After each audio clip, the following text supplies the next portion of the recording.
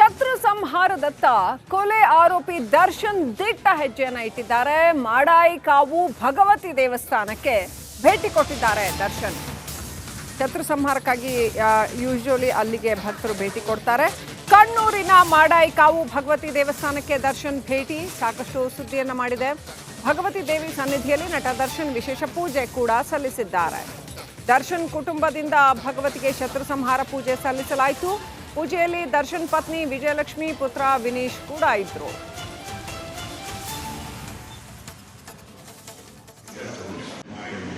ಶತ್ರು ಅಂತಂದ್ರೆ ಸದಾಕಾಲ ಹೊರಗಡೆನೆ ಇರಬೇಕಾಗಿಲ್ಲ ವೀಕ್ಷಕರೇ. ಶತ್ರು ಒಳಗಿನ ಶತ್ರು ಕೂಡ ಆಗಿರಬಹುದು, ಮನುಷ್ಯನ ಒಳಗೆ ಇರುವಂಥ ಶತ್ರು ಕೂಡ ಆಗಿರ್ಬೋದು. ಒಟ್ಟಿನಲ್ಲಿ ಶತ್ರು ಸಂಹಾರಕ್ಕೆ ಅಂತ ಮಾಡಾಯಿ ಕಾವು ಭಗವತಿ ದೇವಸ್ಥಾನಕ್ಕೆ ದರ್ಶನ್ ಕುಟುಂಬ ಸಮೇತ ಭೇಟಿ ಕೊಟ್ಟಿದ್ದಾರೆ.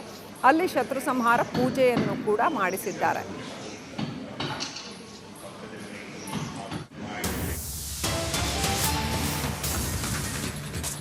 ಶತ್ರು ಸಂಹಾರಕ್ಕೆ ಪ್ರಸಿದ್ಧವಾಗಿರುವ ಭಗವತಿಯ ಭದ್ರಕಾಳಿ ದೇವಸ್ಥಾನ ಇದು.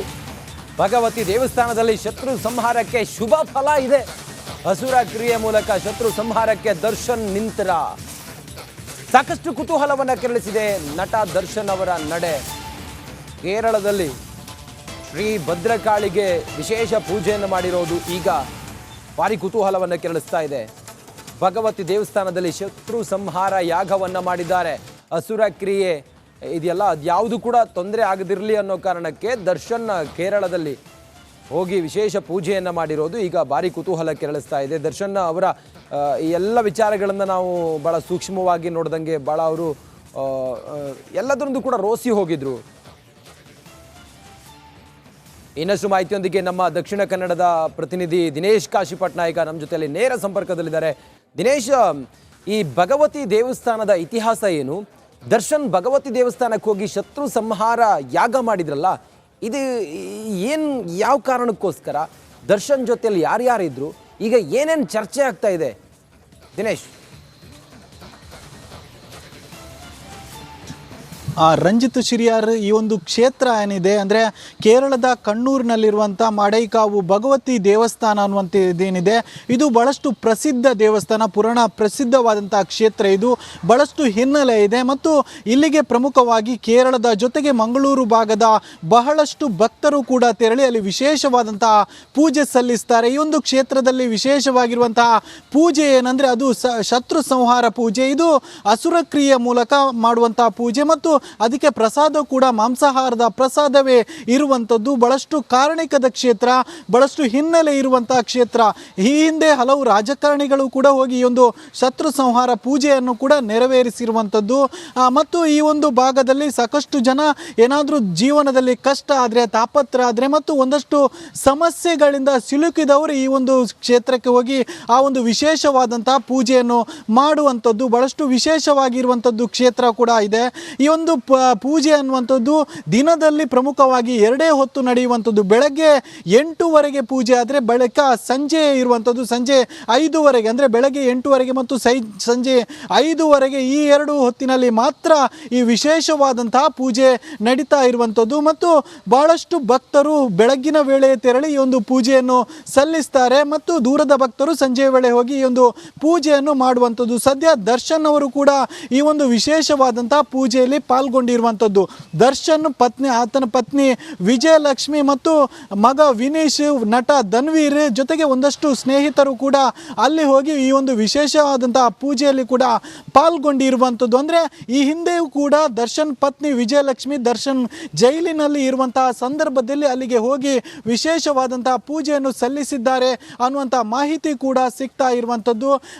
ಮಾಡೇಕಾವು ಜೊತೆಗೆ ಅಲ್ಲಿನ ಪರ್ಸಿನ್ಗಡವು ಅನ್ನುವಂಥ ಕ್ಷೇತ್ರ ಇದೆ, ಅಲ್ಲಿಗೆಲ್ಲ ಹೋಗಿ ಕೇರಳದ ಕೆಲವೊಂದು ಪ್ರಮುಖ ಕ್ಷೇತ್ರಕ್ಕೆ ಹೋಗಿ ವಿಜಯಲಕ್ಷ್ಮಿ ಅವರು ದರ್ಶನ್ ಬಿಡುಗಡೆಗಾಗಿ ಪ್ರಾರ್ಥನೆ ಸಲ್ಲಿಸಿದ್ರು ಅನ್ನುವಂಥ ಮಾಹಿತಿ ಕೂಡ ಇದೆ. ಈಗ ದರ್ಶನ್ ಒಂದು ಕೊಲೆ ಕೇಸಿನಲ್ಲಿ ಸಿಲುಕಿ ಸದ್ಯ ಜೈಲಿನಿಂದ ಬೇಲ್ ಮೂಲಕವಾಗಿ ಹೊರಗೆ ಬಂದಿದ್ದಾರೆ. ಹೀಗಾಗಿ ದರ್ಶನ್ ಸದ್ಯ ಬೇರೆ ಬೇರೆ ಕ್ಷೇತ್ರಗಳಿಗೆ ಹೋಗಿ ಪೂಜೆ ಸಲ್ಲಿಸ್ತಾ ಇದ್ರೆ, ಇದರ ಜೊತೆಗೆ ಜೈಲಿನಲ್ಲಿ ಇದ್ದಂತಹ ಸಂದರ್ಭದಲ್ಲಿ ಪತ್ನಿ ವಿಜಯಲಕ್ಷ್ಮಿ ಹೋಗಿದ್ದಂತಹ ಕ್ಷೇತ್ರ ಕೆಲವೊಂದು ಕೇರಳದ ಕೆಲವೊಂದು ಕ್ಷೇತ್ರ ಏನಿದೆ ಅದರಲ್ಲೂ ಕೂಡ ಪ್ರಮುಖವಾಗಿ ಮಾಡೈಕಾವು ಭಗವತಿ ಭಗವತಿ ಕ್ಷೇತ್ರ ಅನ್ನುವಂಥದ್ದು ಏನಿದೆ, ಇಲ್ಲಿ ಹೋಗಿ ಆ ಶತ್ರು ಸಂಹಾರ ಪೂಜೆಯನ್ನು ಸಲ್ಲಿಸಿದ್ದಾರೆ ಅನ್ನುವಂಥ ಮಾಹಿತಿ ಕೂಡ ಸಿಗ್ತಾ ಇದೆ.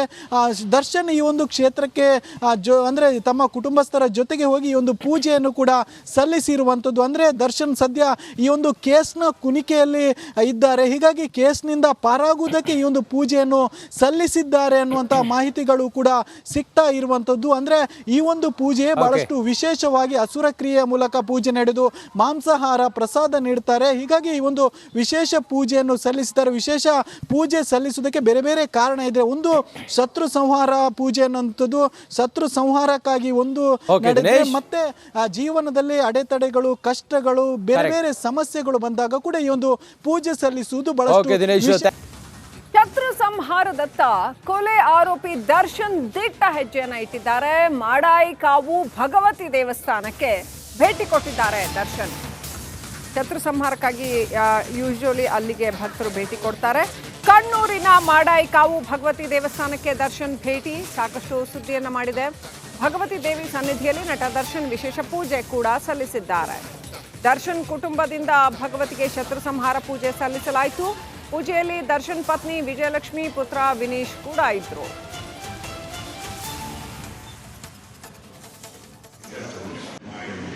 ಶತ್ರು ಅಂತಂದ್ರೆ ಸದಾಕಾಲ ಹೊರಗಡೆನೆ ಇರಬೇಕಾಗಿಲ್ಲ ವೀಕ್ಷಕರೇ. ಶತ್ರು ಒಳಗಿನ ಶತ್ರು ಕೂಡ ಆಗಿರಬಹುದು, ಮನುಷ್ಯನ ಒಳಗೆ ಇರುವಂಥ ಶತ್ರು ಕೂಡ ಆಗಿರ್ಬೋದು. ಒಟ್ಟಿನಲ್ಲಿ ಶತ್ರು ಸಂಹಾರಕ್ಕೆ ಅಂತ ಮಾಡಾಯಿ ಕಾವು ಭಗವತಿ ದೇವಸ್ಥಾನಕ್ಕೆ ದರ್ಶನ್ ಕುಟುಂಬ ಸಮೇತ ಭೇಟಿ ಕೊಟ್ಟಿದ್ದಾರೆ. ಅಲ್ಲಿ ಶತ್ರು ಸಂಹಾರ ಪೂಜೆಯನ್ನು ಕೂಡ ಮಾಡಿಸಿದ್ದಾರೆ.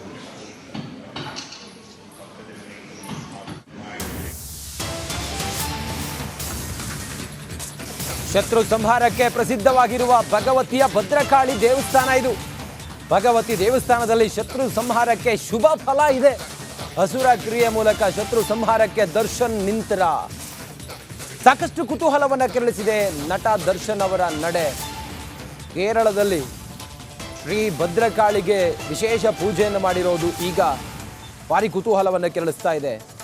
ಭಗವತಿ ದೇವಸ್ಥಾನದಲ್ಲಿ ಶತ್ರು ಸಂಹಾರ ಯಾಗವನ್ನು ಮಾಡಿದ್ದಾರೆ.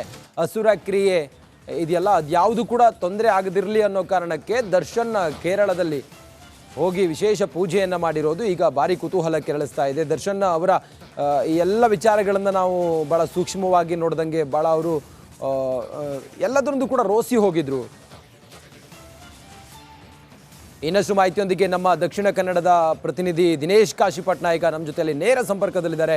ದಿನೇಶ್, ಈ ಭಗವತಿ ದೇವಸ್ಥಾನದ ಇತಿಹಾಸ ಏನು? ದರ್ಶನ್ ಭಗವತಿ ದೇವಸ್ಥಾನಕ್ಕೆ ಹೋಗಿ ಶತ್ರು ಸಂಹಾರ ಯಾಗ ಮಾಡಿದ್ರಲ್ಲ, ಇದು ಏನು, ಯಾವ ಕಾರಣಕ್ಕೋಸ್ಕರ? ದರ್ಶನ್ ಜೊತೆಯಲ್ಲಿ ಯಾರ್ಯಾರಿದ್ರು? ಈಗ ಏನೇನು ಚರ್ಚೆ ಆಗ್ತಾ ಇದೆ ದಿನೇಶ್? ರಂಜಿತ್ ಶಿರಿಯಾರ್ ಈ ಒಂದು ಕ್ಷೇತ್ರ ಏನಿದೆ, ಅಂದರೆ ಕೇರಳದ ಕಣ್ಣೂರಿನಲ್ಲಿರುವಂಥ ಮಾಡೈಕಾವು ಭಗವತಿ ದೇವಸ್ಥಾನ ಅನ್ನುವಂಥದ್ದೇನಿದೆ, ಇದು ಬಹಳಷ್ಟು ಪ್ರಸಿದ್ಧ ದೇವಸ್ಥಾನ, ಪುರಾಣ ಪ್ರಸಿದ್ಧವಾದಂಥ ಕ್ಷೇತ್ರ. ಇದು ಬಹಳಷ್ಟು ಹಿನ್ನೆಲೆ ಇದೆ ಮತ್ತು ಇಲ್ಲಿಗೆ ಪ್ರಮುಖವಾಗಿ ಕೇರಳದ ಜೊತೆಗೆ ಮಂಗಳೂರು ಭಾಗದ ಬಹಳಷ್ಟು ಭಕ್ತರು ಕೂಡ ತೆರಳಿ ಅಲ್ಲಿ ವಿಶೇಷವಾದಂತಹ ಪೂಜೆ ಸಲ್ಲಿಸ್ತಾರೆ. ಈ ಒಂದು ಕ್ಷೇತ್ರದಲ್ಲಿ ವಿಶೇಷವಾಗಿರುವಂತಹ ಪೂಜೆ ಏನಂದರೆ ಅದು ಶತ್ರು ಸಂಹಾರ ಪೂಜೆ. ಇದು ಅಸುರ ಕ್ರಿಯೆ ಮೂಲಕ ಮಾಡುವಂತಹ ಪೂಜೆ ಮತ್ತು ಅದಕ್ಕೆ ಪ್ರಸಾದ ಕೂಡ ಮಾಂಸಾಹಾರದ ಪ್ರಸಾದವೇ ಇರುವಂಥದ್ದು. ಬಹಳಷ್ಟು ಕಾರಣಿಕದ ಕ್ಷೇತ್ರ, ಬಹಳಷ್ಟು ಹಿನ್ನೆಲೆ ಇರುವಂತಹ ಕ್ಷೇತ್ರ. ಈ ಹಿಂದೆ ಹಲವು ರಾಜಕಾರಣಿಗಳು ಕೂಡ ಹೋಗಿ ಈ ಒಂದು ಶತ್ರು ಸಂಹಾರ ಪೂಜೆಯನ್ನು ಕೂಡ ನೆರವೇರಿಸಿರುವಂಥದ್ದು. ಮತ್ತು ಈ ಒಂದು ಭಾಗದಲ್ಲಿ ಸಾಕಷ್ಟು ಜನ ಏನಾದರೂ ಜೀವನದಲ್ಲಿ ಕಷ್ಟ ಆದರೆ, ತಾಪತ್ರ ಆದರೆ ಮತ್ತು ಒಂದಷ್ಟು ಸಮಸ್ಯೆಗಳಿಂದ ಸಿಲುಕಿದವರು ಈ ಒಂದು ಕ್ಷೇತ್ರಕ್ಕೆ ಹೋಗಿ ಆ ಒಂದು ವಿಶೇಷವಾದಂತಹ ಪೂಜೆಯನ್ನು ಮಾಡುವಂಥದ್ದು. ಬಹಳಷ್ಟು ವಿಶೇಷವಾಗಿರುವಂಥದ್ದು ಕ್ಷೇತ್ರ ಕೂಡ ಇದೆ. ಈ ಒಂದು ಪೂಜೆ ಅನ್ನುವಂಥದ್ದು ದಿನದಲ್ಲಿ ಪ್ರಮುಖವಾಗಿ 2 ಹೊತ್ತು ನಡೆಯುವಂಥದ್ದು. ಬೆಳಗ್ಗೆ 8:00 ಪೂಜೆ ಆದರೆ ಬಳಿಕ ಸಂಜೆ ಇರುವಂಥದ್ದು ಸಂಜೆ 5:00, ಅಂದರೆ ಬೆಳಗ್ಗೆ 8:00 ಮತ್ತು ಸಂಜೆ 5:00 ಈ 2 ಹೊತ್ತಿನಲ್ಲಿ ಮಾತ್ರ ಈ ವಿಶೇಷವಾದಂತಹ ಪೂಜೆ ನಡೀತಾ ಇರುವಂಥದ್ದು. ಮತ್ತು ಬಹಳಷ್ಟು ಭಕ್ತರು ಬೆಳಗ್ಗಿನ ವೇಳೆ ತೆರಳಿ ಈ ಒಂದು ಪೂಜೆಯನ್ನು ಸಲ್ಲಿಸ್ತಾರೆ ಮತ್ತು ದೂರದ ಭಕ್ತರು ಸಂಜೆ ವೇಳೆ ಹೋಗಿ ಈ ಒಂದು ಪೂಜೆಯನ್ನು ಮಾಡುವಂಥದ್ದು. ಸದ್ಯ ದರ್ಶನ್ ಅವರು ಕೂಡ ಈ ಒಂದು ವಿಶೇಷವಾದಂತಹ ಪೂಜೆಯಲ್ಲಿ ಪಾಲ್ಗೊಂಡಿರುವಂಥದ್ದು. ದರ್ಶನ್ ಪತ್ನಿ, ಆತನ ಪತ್ನಿ ವಿಜಯಲಕ್ಷ್ಮಿ ಮತ್ತು